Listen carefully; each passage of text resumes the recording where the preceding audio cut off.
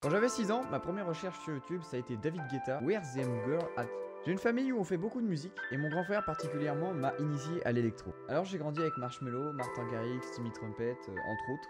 Mais voilà, tout ça pour dire que quand j'étais petit, déjà, j'avais dit à mes parents, papa, maman, plus tard, je veux être DJ. Les années passent, j'oublie un petit peu cette idée, mais voilà, je la garde quand même dans un petit coin de ma tête. Je me souviens toujours de ce moment-là. En 2021, lors d'une fête avec mon ref et ses potes, j'ai eu l'occasion de toucher à une table de mixage. En fait, c'était juste une simple table de mixage où tu peux juste régler le volume vite fait.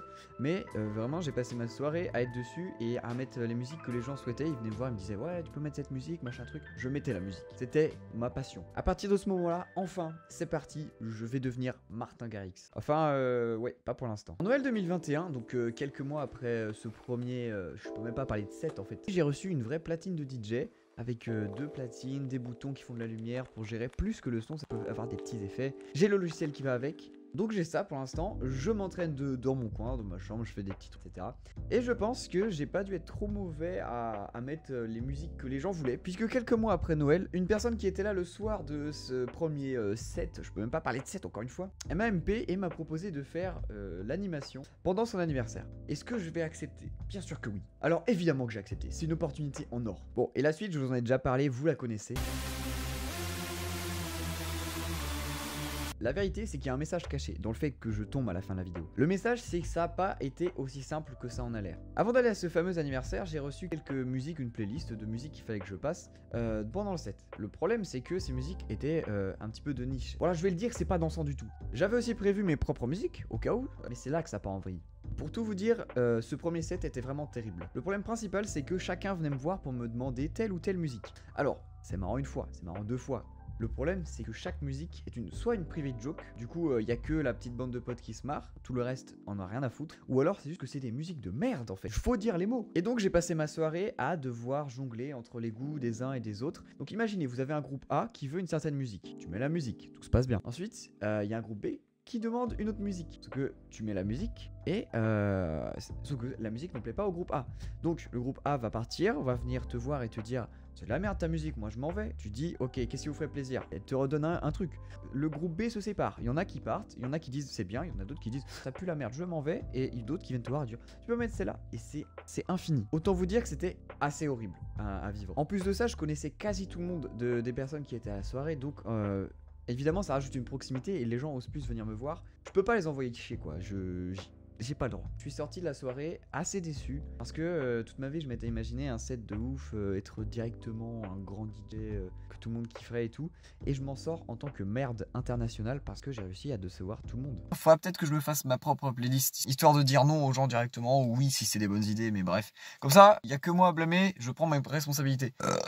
Mais il faut croire que j'ai pas déplu à tout le monde parce que j'ai quelques mois plus tard reçu un petit DM d'un membre de la famille de la personne qui m'avait invité en me demandant de venir faire un DJ set pour un anniversaire surprise quelques mois plus tard. Tout compte fait, ce premier set n'a pas été si inutile que ça. J'ai fait le plein de centaines de musiques de soirée. Qu'elles soient bonnes ou pas bonnes, je les ai. Mais surtout maintenant, je sais à quoi m'attendre et les erreurs à ne pas reproduire. Petit aparté, un jour j'ai promis à Alan de l'emmener en soirée avec moi et donc pour honorer cette promesse, je lui ai invité de venir faire le set avec moi. Alors évidemment, cette fois-ci, je suis pas venu en touriste. Je suis venu préparer pour n'importe quelle éventualité. Par ça, j'entends préparation de la playlist, préparation des transitions, entraînement sur ces transitions, briefing d'Alan, direction artistique, nom de scène, etc. On savait où on mettait les pieds à partir du moment où on entrait dans la salle. Et c'est là que DJ Rats était né. Seul problème à ce projet, la grippe. La grippe. 2 jours avant le set, qui doit se passer un samedi, je tombe malade. J'ai beau me soigner, je reste malade. J'ai très peur. Le samedi même, je tousse, j'ai de la fièvre, j'ai zéro force, mal de gorge, c'est un enfer. Il est vrai que le samedi, dans l'état que j'étais, j'ai pensé fortement à envoyer un message à Alan et à le laisser y aller tout seul. Parce que il était entraîné, il connaissait les musiques, je lui avais appris à faire les transitions. On avait la playlist de prête, donc il pouvait faire ça tout seul. Mais mon rêve, je veux devenir DJ, je veux faire danser les gens. Je veux devenir Martin Garrix. Il y a des gens qui comptent sur moi. Donc croyez-moi que je vais pas abandonner là. Merde. Évidemment que j'y étais. C'était encore une super opportunité et c'était peut-être la dernière fois que je pouvais faire ça. Et j'ai envie de dire heureusement. Parce que, à part quelques problèmes techniques qu'on a réglés par-ci par-là, la soirée s'est passée à merveille. Heureusement aussi qu'il y avait Alan parce que il avait l'énergie que j'avais pas. Dans des moments où j'étais sur ma chaise au bout de ma vie, lui il prenait le relais, il avait l'énergie que j'avais pas vraiment à ce moment-là. J'avoue, il y a des fois dans la nuit, je me suis dit ouais, c'est fini pour moi, je ne peux pas continuer. Mais je me suis shooté aux médicaments et on a continué d'ambiancer les gens jusqu'à 4h30 le matin. Une playlist aux petits oignons des années 80 jusqu'à nos jours, du rock au slow en passant par la techno. Tout le monde s'y retrouvait un moment ou un autre. Notre playlist a été réfléchie de A à Z. Non, franchement, quel kiff. Je peux check mon moi du futur et lui dire, écoute bonhomme, non seulement on l'a fait, mais on l'a bien fait. C'est une belle leçon de vie, vous trouvez pas? Dans la vie, quand on tente des choses, c'est inévitable, on fait des erreurs.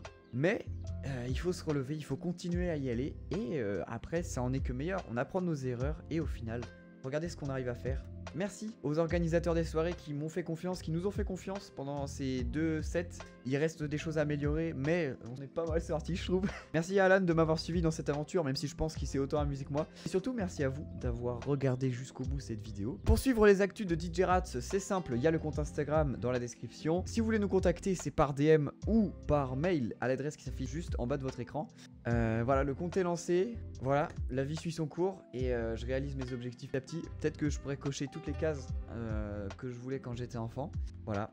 Pensez à vous abonner évidemment, on avance sur YouTube aussi et n'oubliez pas,